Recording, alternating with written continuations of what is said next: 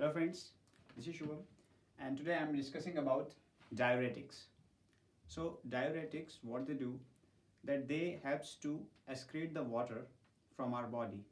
So diuretics we also give them in hypertension, because in hypertension what actually happens in our body, that our body tries to retain the fluid, that is they try to increase the body fluid volume. So diuretics, they will help to get rid of the more water present in our body and reduce the blood pressure and treat the hypertensive condition. So diuretics, they actually helps in the excretion of water in the form of urine. So actually diuretics, we have 5 classes of diuretics as far as pharmacology is concerned. So let's look over the 5 classes of the diuretics. So we have 5 classes of diuretics.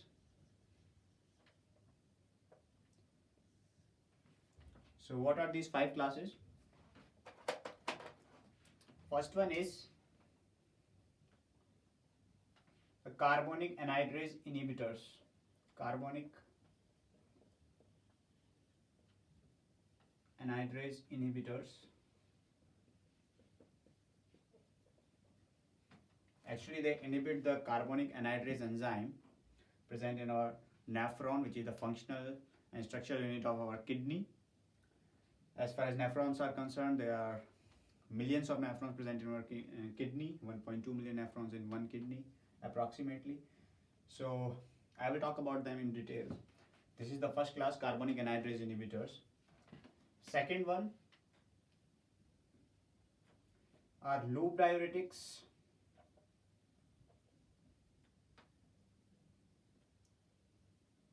Loop diuretics, which works on the loop of Henle, more precisely ascending limb of loop of Henle. Third one is thiazide diuretics. Thiazide diuretics.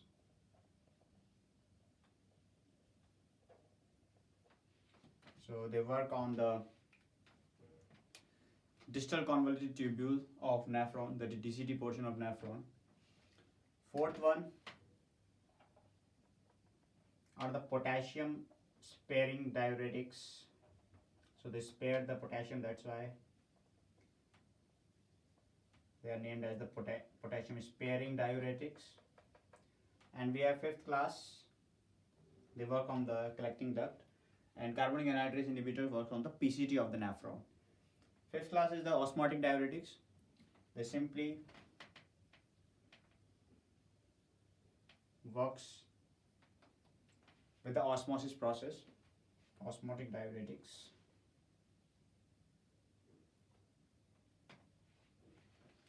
So actually the basic physiological condition about the reabsorption of our electrolytes, mainly the sodium, is that 65% of sodium, if I will draw the nephron hypothetically, so for example this is our nephron,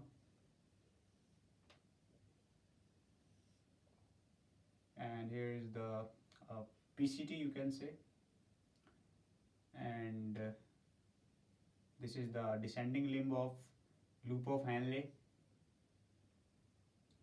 Now this is the ascending limb of loop of Henle. Okay, here is our DCT, distal convoluted tubule, and here it is connecting with the collecting duct, for an example.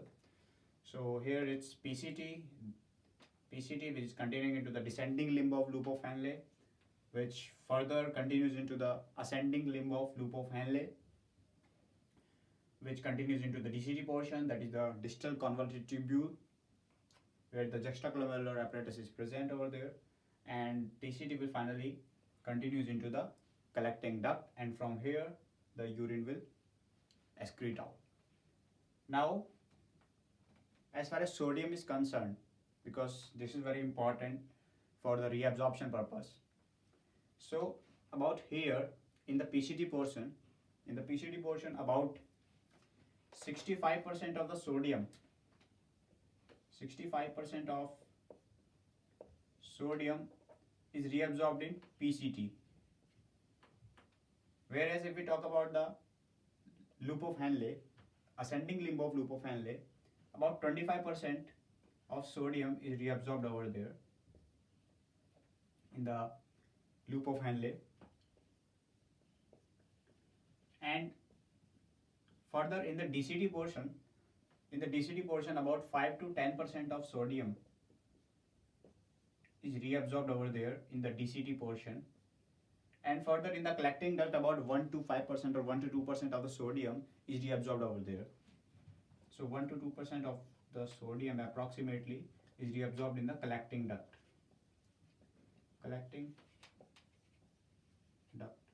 So this is very important as far as reabsorption of sodium is concerned, because as it can relate to the electrolyte imbalance in our body.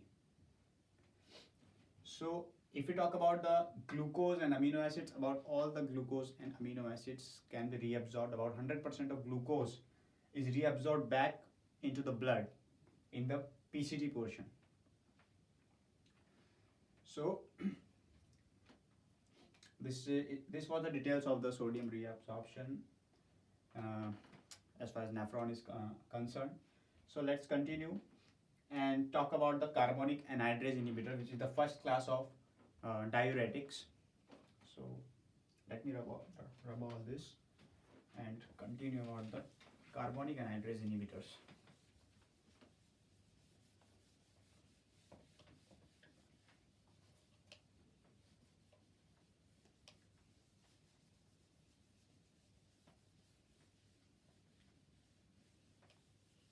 Carbonic anhydrase inhibitors, they work on the very first part of our nephron, that is proximal convoluted tubule, PCT.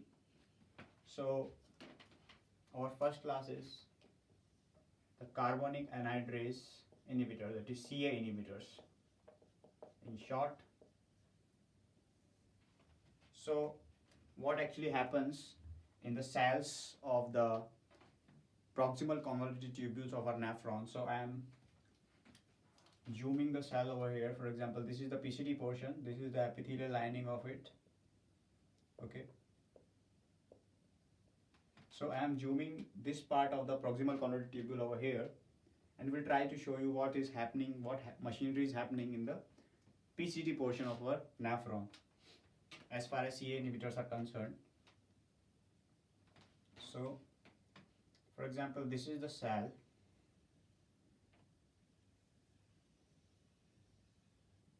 Okay, this is the cell, and here this is the blood vessels, the peritubular capillaries, you can say. So this is the blood portion over here. This is all blood.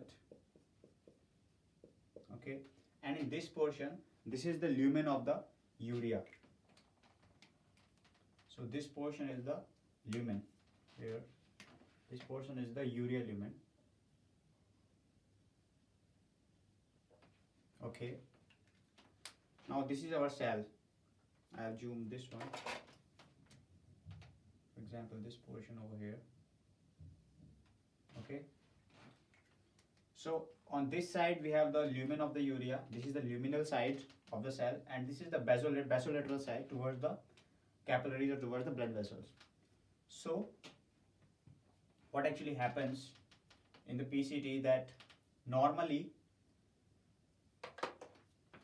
over here, if I will talk about, for example, this is the transporter. Actually this is the transporter of the sodium and hydrogen ions. So sodium ions and the hydrogen ions, they are going inside the cell from the luminal side. So from the luminal side, sodium ions and hydrogen ions are going inside the cell from the lumen into the cell. This is the physiological condition. First of all, I am telling the physiological condition, and then I will try to tell you that how CA inhibitors are working and helps in diuresis. So physiologically, first of all, sodium ions and hydrogen ions are going through some kind of transporter present in the principal cell of the PCT. Next, what happens that over here, sodium potassium ATPase on the basolateral side, sodium potassium ATPase are present over there. Sodium potassium ATPase are present in almost every cell of our human body.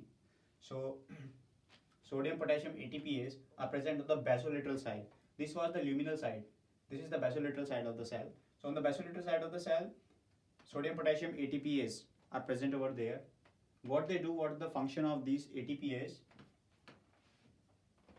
With the help of energy, the sodium, as sodium is coming inside the cells, the sodium is coming outside from the cell. So sodium is going out from the cell and is reabsorbing back into the blood circulation. As I have said, the 65% of the sodium is reabsorbed in the PCT portion of our nephron. So this is the sodium. So this sodium is reabsorbed back into the, from the luminal side, going into the basolateral side and back into the general circulation. So sodium is going outside from the cell into the circulation, and the potassium is coming into the cell from the circulation, from the basolateral side. So this is the function of the sodium potassium ATPase. Sodium is going out from the cell and potassium is coming into the cell. Now what happens, because before the PCT we have the Bowman's capsule. This is the Bowman's capsule over here. So from there many kinds of ions are coming down, for example magnesium, calcium, chlorides, bicarbonate ions. So these kinds of ions are coming through the tubular lumen. This is the tubular lumen, urea lumen. So these hydrogen ions, they mix up with the bicarbonate ions. So bicarbonate ions, whatever bicarbonate ions are coming down into the PCT, these hydrogen ions will mix up with the bicarbonate ions and will form carbonic acid, H2CO3, and will form the carbonic acid over here, H2CO3, and with the help of carbonic anhydrase enzyme, they will form water and carbon dioxide gas. So H2O plus CO2, with the help of which enzyme? Carbonic anhydrase. And this enzyme is very important in respect to carbonic anhydrase inhibitors. Ca means the carbonic anhydrase. So what happens? Hydrogen ions, with the help of the bicarbonate ions, they mix up with the bicarbonate ions and forms the carbonic acid. And with the help of carbonic anhydrase enzyme, they forms the water and the carbon dioxide. Now this mixture, the water and carbon dioxide, will go inside the cells. From the luminal side will go into the cell, water and carbon dioxide, H2O plus CO2. Now with the help of again intracellular, this was the luminal carbonic anhydrase, and inside the cell also we have the carbonic anhydrase enzyme. Carbonic anhydrase enzyme, again with the help of this enzyme, they will form the carbonic acid, again H2CO3. So again with the help of intracellular carbonic anhydrase, they will form back the carbonic acid, H2CO3. So again this was the enzyme carbonic anhydrase. Now this carbonic acid will further dissociate into H plus ions, hydrogen ions, and the bicarbonate ions, which is SCO3 minus. So hydrogen ions and the bicarbonate ions. So these hydrogen ions further will be taken up by the circulation through some kind of transporter over here, for example here. So these bicarbonate ions will go back into the blood in the general circulation, and these hydrogen ions will start accumulating inside the cell. Further, these potassium ions, as they are coming inside the cell from the circulation, here we have one more transporter and they will go out from the cell into the luminal side, potassium. Now, this was the physiological diagram of our cell, what is happening, what machinery is going on inside the PCT of our nephron in the kidney. Now, carbonic anhydrase inhibitors, what they do, what is the function of these inhibitors, that they will block this enzyme carbonic anhydrase. So they will block this carbonic anhydrase enzyme, and what will happen then? After the blocking of this enzyme, carbonic acid will not be able to convert into the water and the carbon dioxide. So further, water and carbon dioxide will not be able to go inside the cell, will not be able to enter inside the cell. And if they do, then further again they are inhibiting, as they are inhibiting the carbonic anhydrase, if they do enter the cell or the PCT, they will not be able to convert into the carbonic acid again, because here also we need the carbonic anhydrase enzyme for the conversion of water and carbon dioxide to form the carbonic acid again. So here also the carbonic anhydrase will be inhibited. So as they will inhibit it, they will not be able to form the carbonic acid. So as carbonic acid will not be formed inside the cell, so they will not be able to dissociate into the hydrogen ions and the bicarbonate ions. As bicarbonate ions will not forming inside the cell, so they will not be able to go inside the blood circulation too. Hence, metabolic acidosis can be seen in such patients as the adverse effect of this drug, which is carbonic anhydrase.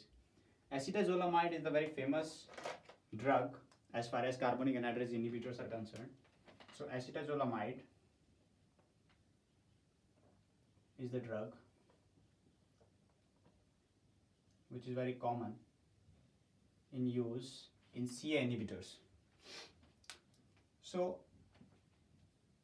as they are inhibiting the carbonic anhydrase inhibitors, what actually happens, that also that this transporter will also be disturbed. Why? That because these hydrogens were getting binding with the bicarbonate ions, and then they were forming the carbonic acid. So more and more carbonic acid will accumulate inside the lumen, tubular lumen, and also there will be the more hydrogen ions, there will be more sodium ions too. So that's how they help in the diuresis, and they help in the excretion of water, carbonic acid, as well as the hydrogen ions too. So that's how the CA inhibitors are working, that they retain the hydrogen ions inside the tubular lumen. They will not allow the this water and carbon dioxide inside the cell. So water is accumulating inside the tubular lumen only, and they will excrete out.